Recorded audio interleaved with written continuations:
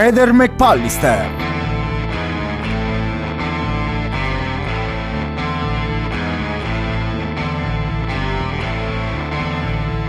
Alcune persone sostengono che la discesa di Liliana all'isola ecologica fosse inutile in quanto dopo ha buttato un po' tutto insieme e soprattutto ha utilizzato dei cassonetti che erano presenti anche in via Verrocchio. Se così fosse, effettivamente non avrebbe avuto senso scendere fino laggiù.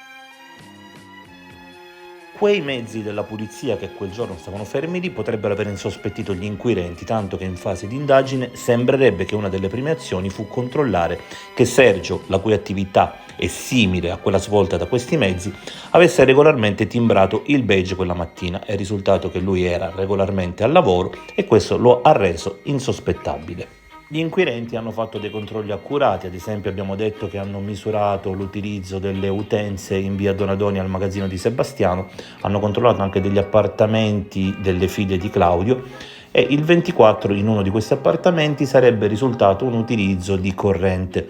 Però è molto difficile pensare che Liliana possa essere stata lì a Natale, anche perché lei è mancata per 21 giorni e non uno. Dopodiché dovremmo allora pensare che Claudio Serpin se l'è portata in via Pindemonte a 2 passi da casa con tutta Trieste che la cercava. Sembra una pista impercorribile.